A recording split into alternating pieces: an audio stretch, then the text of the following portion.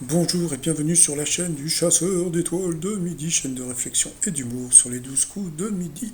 Jean-Luc Reichmann ressemble de plus en plus à Frédéric François avec sa coupe de cheveux. Donc là, je pense qu'il a fait au début, mon passant, le maître de midi. Ça y est, il a sorti la chemise et le t-shirt de cet été, donc 300 et quelques mille euros. Il lui a donné une carte, voilà, donc c'était le coiffeur qui était parti. Petite séquence assez rigolote. Au coup d'envoi la première question qui était super dure. Comment s'appelle le petit singe qui accompagne Dora l'exploratrice dans ses aventures? Donc bien sûr ce n'était pas Tong, c'était bien Babouche. Babouchka, Babouchka. Donc ensuite, eh bien... Alors, vous aviez Bruno. Oh oui, Bruno. Ah non, pardon. Il ressemble à Bruno. Regardez, il avait la même chemise que Bruno et la même barbe. Donc voilà, c'était Adrien qui était venu avec sa petite nièce qui était trop mignonne, sa belle-sœur, et puis son frère qui lui aussi avait la même couleur de chemise. Alors la question, d'après l'université de Bâle, de quoi faut-il se débarrasser afin d'être le plus heureux? Donc bien sûr, c'était la tuture. Mais ça, pour ça, il faut vivre à Paris. Donc sur cette question, il est passé à l'orange. Ensuite, vous aviez Morgane qui était venue avec sa copine rousse. Alors elle a joué du violon. Elle nous a fait le thème de Game of Thrones, c'était plutôt pas mal. Bon, il y a eu quelques couacs, mais bon, c'est pas très grave. Alors, la question en juin dernier, pour vivre quelle expérience pénible, typiquement féminine, des députés britanniques ont accepté d'enfiler un vêtement un peu spécial. Eh bien, c'était pour les bouffées de chaleur. Je pensais que les hommes aussi avaient des bouffées de chaleur pour l'andropause, mais bon, on n'en est pas encore là. Après, vous aviez Ryan qui était venu tout seul. C'était un fan du PSG, PSG, Paris, Paris. Alors, quelle chanteuse s'est associée au DJ Tiesto pour le titre Hot It It? Hot It It, donc il a dit Avamax, eh bien non, c'était l'autre, c'était Charlie XCX. Donc ensuite, de quoi est tombé le président de la République, Paul Deschanel, en 1920, donc ça c'était connu, c'était d'un train-train. Ensuite, pour Bruno, les collégiens sont-ils plus ou moins de 75% à prendre un petit déjeuner tous les jours? Il a dit moins, eh bien c'était plus, donc sur cette question, il est passé au rouge. Qui dit rouge dit duel. Il a eu les coronesses de prendre le maître de midi. Je suis désolé, j'ai pas encore trouvé de photo de coronesse euh, en duel. Donc là, regardez, donc il fait un peu la gueule, mais bon, on a l'habitude. Hein. Oh, là, qu'est-ce que je vais avoir encore une question? Comme tu peux savoir depuis le temps. Attends, ça fait, je crois qu'il a dit 78 participations. Je veux dire, attends, 78 participations, il n'a pas encore compris que quand il est pris en duel, il a une question de bébé. Allez, c'est parti, mon kiki. Alors, qui était un célèbre cuisinier et critique gastronomique dont la phrase culte était mais c'est de la merde? Ah, tiens, en plus, je l'avais eu au téléphone, on avait discuté ensemble. Donc, ce n'était pas Fabien Barthès, qui n'était pas cuisinier. Ce n'était pas Yul Brunner, qui n'était pas cuisinier. Ce n'était pas Nicolas Canteloup, qui n'est pas cuisinier. Donc, bien sûr, c'était Jean-Pierre Coff. Donc, c'était une question assez simple. Regardez. Euh, eh bien, il s'applaudit. Oui, j'avais appelé, c'était une petite anecdote, j'avais appelé Jean-Pierre Coff pour lui proposer une émission culinaire, mais bon, il est décédé un an après. Peut-être à cause de mon coup de fil, je ne sais pas. Donc ensuite, eh bien, Stéphane, Morgan et Ryan se sont retrouvés au coup par coup. Alors, quelle forêt est en France? La mauvaise réponse, c'était la forêt d'Aulnier, pourtant la forêt de Pimpon. J'en avais parlé sur ma chaîne, puisque je vous avais dit qu'il y avait eu le feu dans la forêt de Pimpon, que c'était rigolo, parce que jeu de mots, Pimpon, le feu... Bon, passons.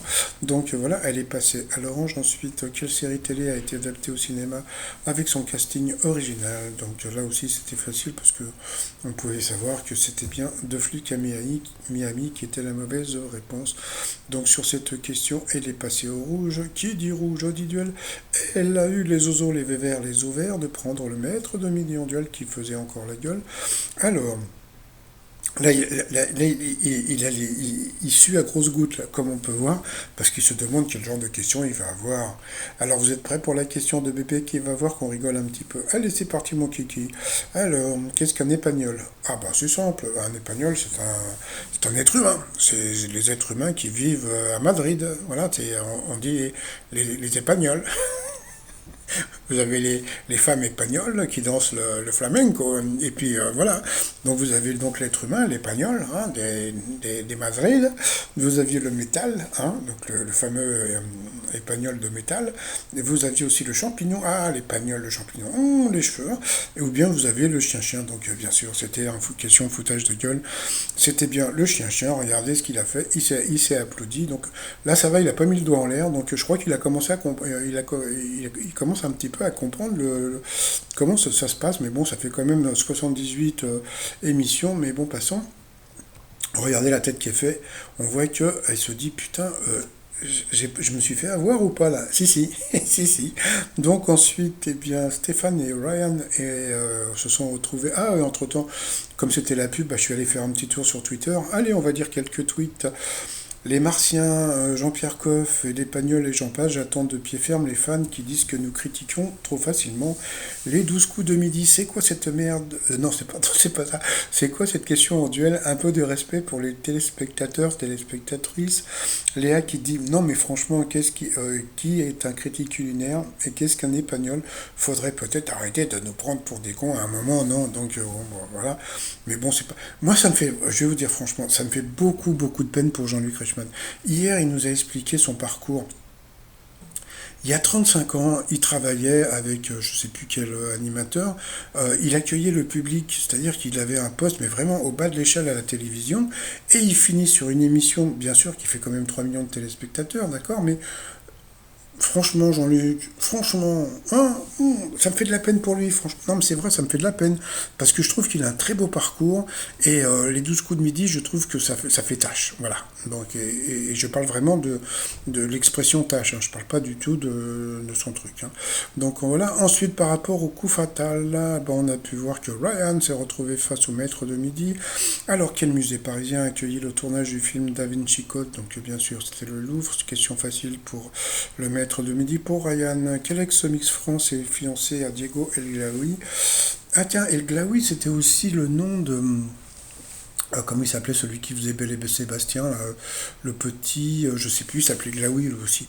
Donc c'était Iris Mitainer, là, je sais pas comment on dit pour son nom. Comment appelle-t-on l'ensemble des élèves d'une école qui ont été admis à la même année? Donc c'était la promo. Quelle est la 10e lettre de l'alphabet? Donc il a dit Gilles, c'était elle ou le contraire.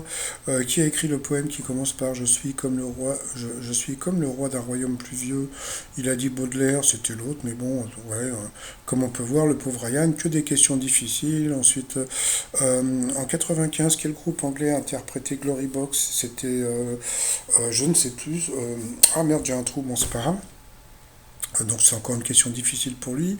Ensuite, quel animal peut féconder une vache? Donc là, il a dit un bœuf, c'était le taureau. À quelle partie de l'oreille attache-t-on le plus souvent une boucle d'oreille? Donc bon, bah, bien sûr, c'était le lobe. Donc en fin de compte, il a dû attendre presque 30 secondes pour qu'on lui pose une question assez simple. Hein, donc, mais bon, passons. Pour le maître Dominique, quel était le chanteur du groupe Roxy Music? Donc bien sûr, c'était Brian Ferry, puis voilà, qui chantait Avalon. Voilà, donc bon, encore un chanteur des années 90, on a l'habitude maintenant. Quel jeu télévisé a depuis 20 ans pour devise toujours plus loin, toujours plus haut, toujours plus fort? Donc c'était Fort Boyard. Ça, c'était une question pour Ryan. Quelle femme appelait le futur roi Charles VII gentil dauphin? C'était mince, celle qui s'est fait cramer, là, Jeanne d'Arc. Quel nom d'empereur romain porte la colonne édifiée en 113 à Rome? Ben voilà, une question difficile pour lui. Franchement, qui connaît le nom de l'empereur romain, porte le nom, etc. Bon, passons. Ensuite, comment appelle-t-on un mulet femelle? Donc, je ne sais plus ce qu'il a dit, mais c'était la mule, tout simplement. Il l'a pas trouvé. À quelle civilisation antique appartient le philosophe Épicure? Bah, Épicure, c'est le Covid, donc c'était bien sûr les Grecs. Voilà, donc là, il l'avait trouvé. Après, pour le maître de midi, comment les anglo-saxons appellent-ils la Voie lactée notre galaxie? Et là, pour une fois, bravo, parce que franchement, c'était une question qui n'était pas évidente, c'était Milky Way, comme les bonbons, là. Voilà, donc bon, bah, Jean-Luc Reichmann lui a dit bravo, bah oui, on peut lui dire, mais bon, c'est vrai que c'est quand même dommage pour lui, parce que bon, il y a plein de trucs. Bon, je ferai une vidéo un jour sur lui, parce que ça me fait de la peine aussi pour lui, quelque part, mais bon. Et puis à la fin, donc, qu'est-ce qui est pote à café dans la cafetière, etc. Bon, voilà, donc bon, bah, il l'a pas trouvé, mais bon, il restait quand même 40 secondes au maître de midi.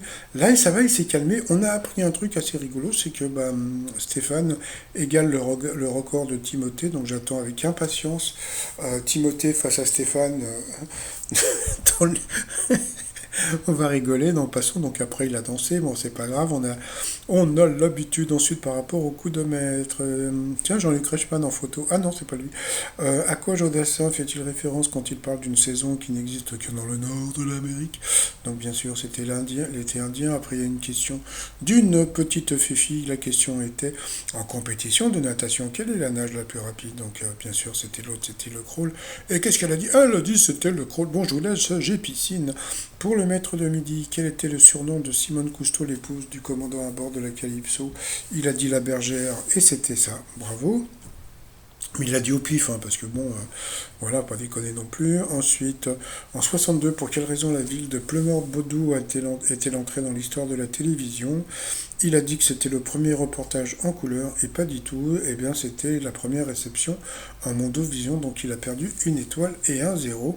Donc voilà, donc ce qu'on peut voir, c'est que à partir du moment où hier il a fait un coup de maître à 10 000 euros, il voulait pas lui filer 15 000, donc il lui mettait des questions plus difficiles. Donc vous avez eu la question avant sur Cousteau, là c'était une question difficile, mais maintenant qu'il a perdu une étoile et un zéro, et bien maintenant ils vont lui mettre une question facile, parce que bon, au moins il ne gagne pas les 30 000. Comment s'appelle la souris amie de Dumbo dans le film de Walt Disney? Donc bien sûr c'était Timothée. Voilà, donc sur cette question il a gagné 3000 balles, donc ça lui fait 1500 euros. Est-ce qu'il saute de joie? Non, voilà.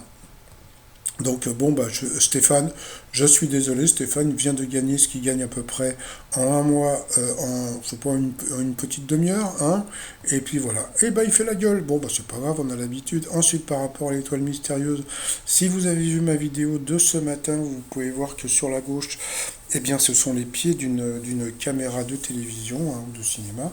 Voilà, donc il faut voir ma vidéo de ce matin pour savoir pourquoi.